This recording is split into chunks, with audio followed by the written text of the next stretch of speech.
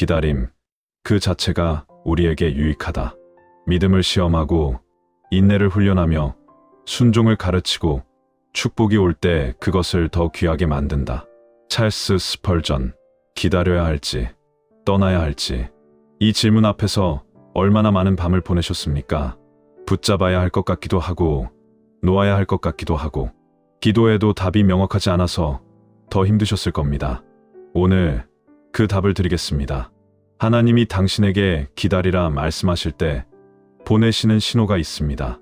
3가지입니다.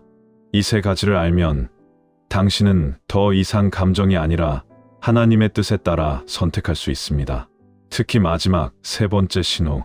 이것을 놓치면 축복의 문 앞에서 돌아서게 됩니다. 그러니 끝까지 함께해 주십시오. 듣는 동안 댓글에 이렇게 남겨주십시오. 주님, 분별력을 주소서. 이 한 문장을 적는 순간 여러분의 기도가 응답을 향해 움직이기 시작합니다. 여러분, 기다림은 아무나 하는 것이 아닙니다. 성경은 말씀합니다. 이사야서 40장 31절. 오직 여호와를 앙망하는 자는 새 힘을 얻으리니 독수리가 날개치며 올라감 같을 것이요. 다른 박질하여도 곤비하지 아니하겠고 걸어가도 피곤하지 아니하리로다. 진정한 기다림은 여러분을 지치게 하는 것이 아니라 더 강하게 만듭니다. 주저앉게 하는 것이 아니라 날개를 펴게 합니다. 목사이자 신학자인 찰스 스펄전은 이렇게 말했습니다.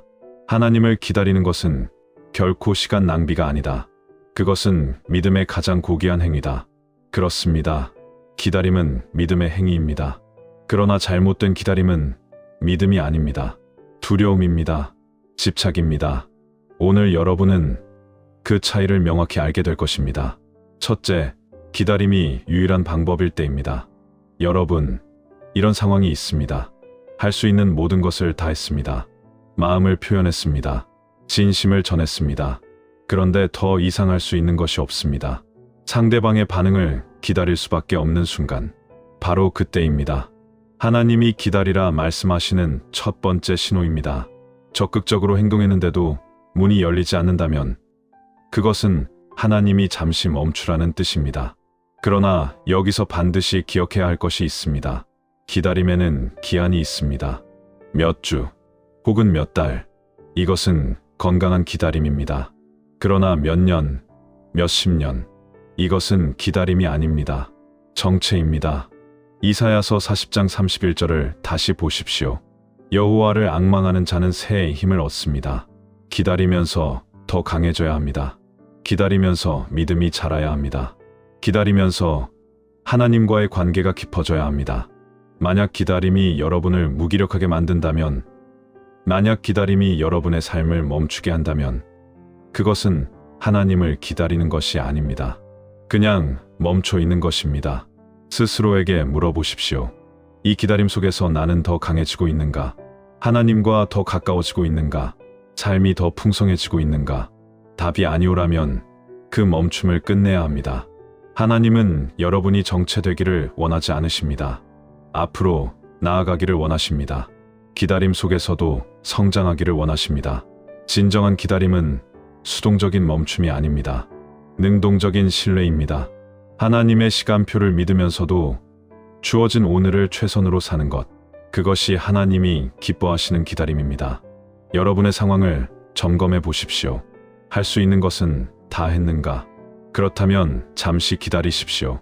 그러나 그 기다림이 몇 달을 넘어간다면 하나님께 다시 여쭤보십시오.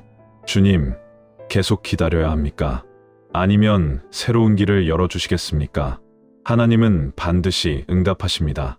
닫힌 문 앞에서 영원히 서 있으라고 하시는 분이 아닙니다.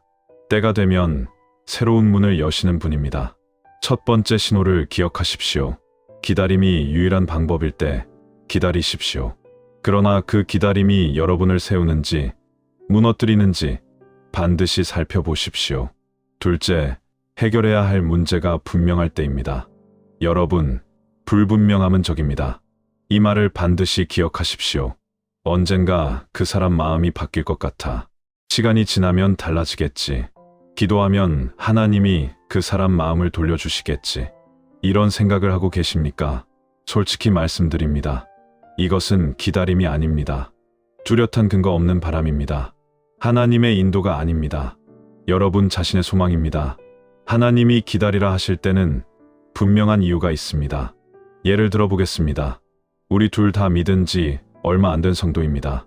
먼저 믿음을 성장시켜야 합니다. 이것은 확인할 수 있는 이유입니다. 그녀가 6개월 해외 출장 중입니다. 돌아오면 관계를 진전시키고 싶습니다. 이것도 기한이 있는 이유입니다. 이런 경우라면 기다림의 의미가 있습니다. 해결되어야 할 문제가 눈에 보이기 때문입니다. 그러나 이런 경우는 다릅니다. 그가 관심 없다고 했습니다.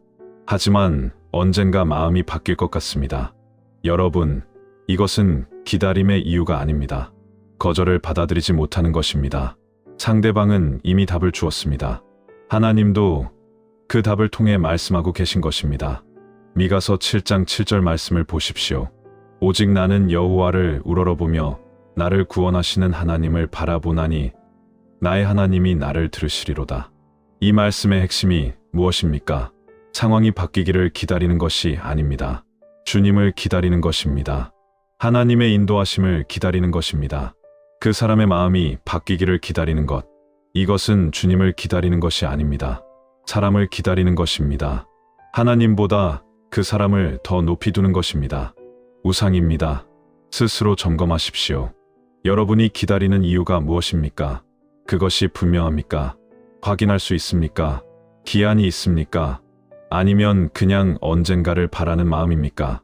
언젠가라는 말이 여러분의 기다림을 설명한다면 위험합니다. 하나님은 흐릿하게 일하시는 분이 아닙니다. 선명하게 인도하시는 분입니다. 근거 없는 기다림을 끊으십시오. 명확한 이유가 없다면 그것은 하나님의 신호가 아닙니다. 여러분 마음이 만들어 낸 환상입니다. 기도해 보십시오. 주님, 제가 기다려야 할 이유를 보여주십시오. 하나님이 보여주신다면 기다리십시오. 보여주시지 않는다면 앞으로 나아가십시오. 두 번째 신호의 핵심은 이것입니다. 해결해야 할 문제가 분명할 때, 그때의 기다림은 의미가 있습니다. 그러나 뜬구름 같은 바람으로 기다리는 것은 하나님의 뜻이 아닙니다. 여기서 한 가지 경고를 드려야 합니다. 여러분, 잘못된 기다림이 인생을 망칩니다. 이 말이 너무 강하게 들릴 수 있습니다. 그러나 사실입니다. 하나님의 신호가 아닌 것을 붙잡고 몇 년을 보낸 사람들이 있습니다. 이미 떠난 사람을 기다리며 청춘을 허비한 사람들이 있습니다. 근거 없는 기대에 매달려 다른 기회들을 놓친 사람들이 있습니다. 그들의 기다림은 믿음이 아니었습니다. 두려움이었습니다. 새로운 시작 앞에서 발걸음을 떼지 못한 것입니다. 거절이라는 현실을 마주하기 싫었던 것입니다. 차라리 익숙한 아픔 속에 머무는 게 낯선 길을 걷는 것보다 덜 무서웠던 것입니다. 여러분은 어떻습니까? 정말 하나님을 기다리고 있습니까? 아니면 변화가 두려워서 멈춰 있는 것입니까? 정말 말씀에 순종하고 있습니까? 아니면 자기 마음에 순종하고 있습니까? 냉정하게 점검하십시오. 하나님은 여러분의 인생을 낭비하시는 분이 아닙니다. 선하게 인도하시는 분입니다. 만약 지금 여러분의 기다림이 여러분을 소모시키고 있다면 하나님께 다시 물으십시오. 잘못된 기다림의 늪에서 빠져나오십시오. 셋째, 실제로 교제로 향하고 있을 때입니다. 여러분, 이것이 마지막 신호입니다. 가장 중요한 신호입니다. 잘 들으십시오. 하나님이 기다리라 하실 때가 있습니다. 바로 관계가 실제로 진전되고 있을 때입니다. 서로 연결되고 있습니다. 서로의 마음이 깊어지고 있습니다. 교제로 향하는 움직임이 눈에 보입니다. 이럴 때 기다림은 축복입니다. 성도는 세상 사람들과 다릅니다. 확신을 원합니다. 하나님의 뜻을 알고 싶어 합니다. 그래서 시간이 더 필요할 수 있습니다. 상대방도 기도하며 확인하고 싶어 합니다. 여러분도 분별하며 나아가고 싶습니다. 이것은 좋은 것입니다. 건강한 것입니다. 이럴 때는 기다리십시오. 조급함이 관계를 망칠 수 있습니다. 재촉이 상대방에게 부담을 줄 수 있습니다. 에가 3장 25절 말씀입니다.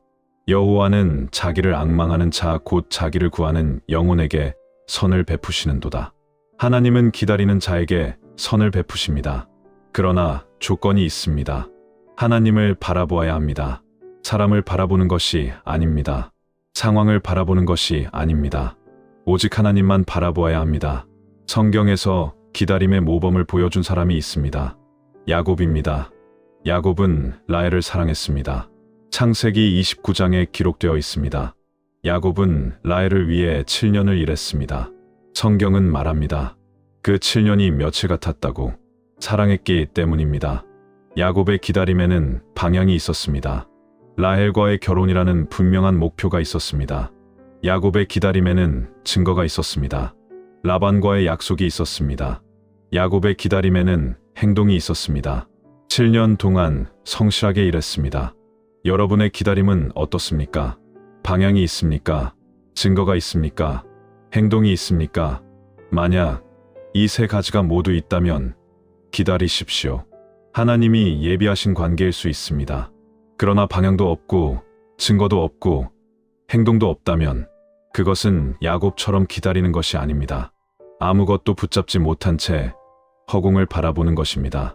세 번째 신호를 놓치지 마십시오.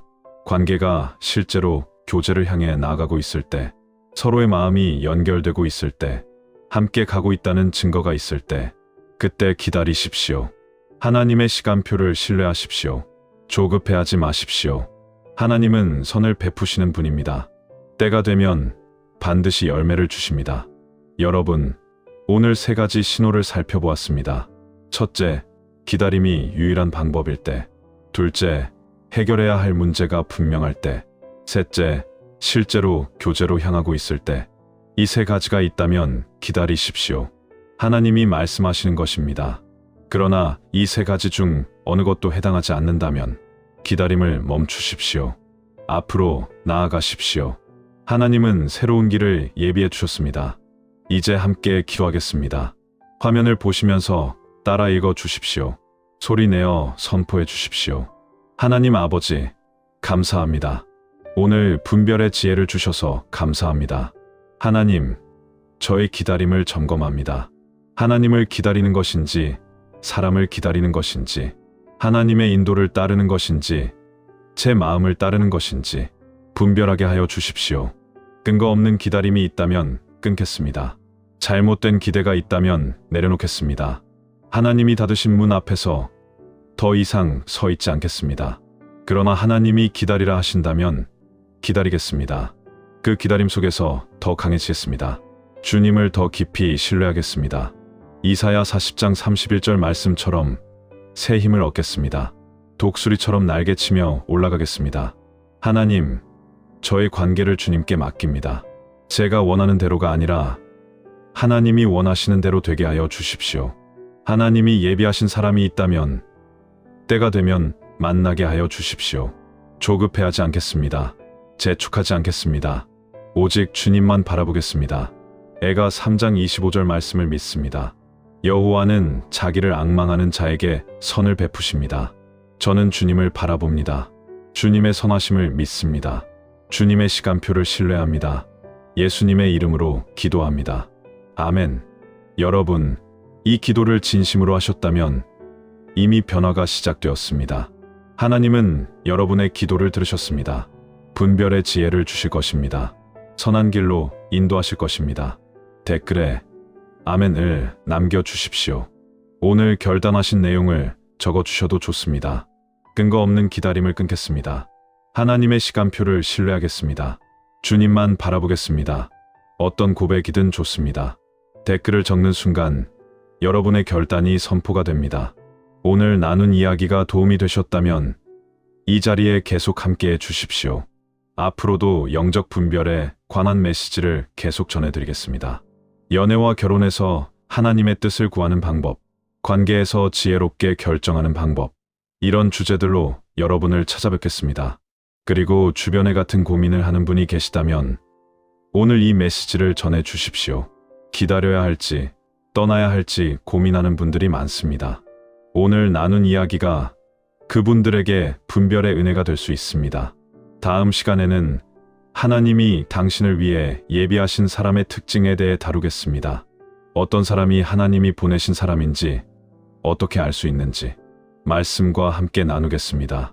기대해 주십시오. 여러분, 하나님은 여러분을 사랑하십니다. 최선의 것을 예비해 두셨습니다. 기다려야 할 때는 기다리고, 나아가야 할 때는 나아가십시오. 분별의 지혜가 함께 하시기를 축복합니다.